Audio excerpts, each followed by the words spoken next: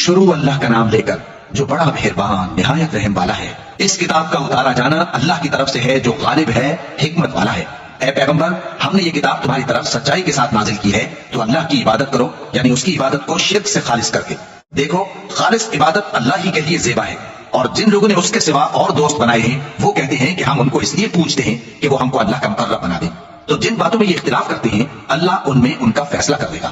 بے شک اللہ اس شخص کو جو جھوٹا ناشکرا ہے ہدایت نہیں دیتا۔ اگر اللہ کسی کو اپنا بیٹا بنانا چاہتا تو اپنی مخلوق میں سے جس کو چاہتا منتخب کر لیتا۔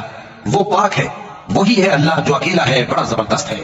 اسی نے آسمان اور زمین کو تدبیر کے ساتھ پیدا کیا ہے، اور وہی رات کو دن پر لپیٹتا اور دن کو رات پر لپیٹتا ہے، اور اسی نے سورج اور چاند کو کام میں لگا رکھا ہے، سب ایک وقت مقرر تک چلتے رہیں گے۔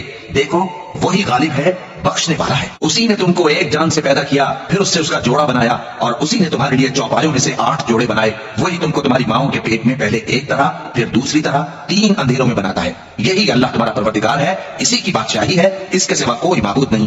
پھر تم کہاں بہ کے جاتے ہو؟ اگر ناشکری کرو گے تو اللہ تم سے بے نیاز ہے، اور وہ اپنے بندوں سے ناشکری پسند نہیں کرتا، اور اگر شکر کرو گے تو وہ اس کو تمہارے لیے پسند کرتا ہے، اور کوئی بوجھ اٹھانے والا دوسرے کا بوجھ نہیں اٹھائے گا۔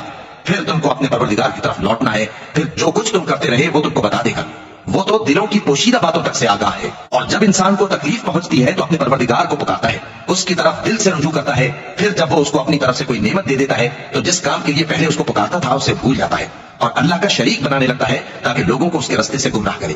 کہہ دو کہ اے کافر نعمت، اپنی ناشکری کے باوجود تھوڑا سا فائدہ اٹھا لے، پھر تو دوزخیوں میں ہوگا۔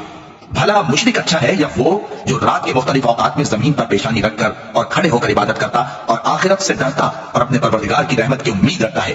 کہو، بھلا جو لوگ علم رکھتے ہیں اور جو علم نہیں رکھتے، کیا دونوں برابر ہو سکتے ہیں؟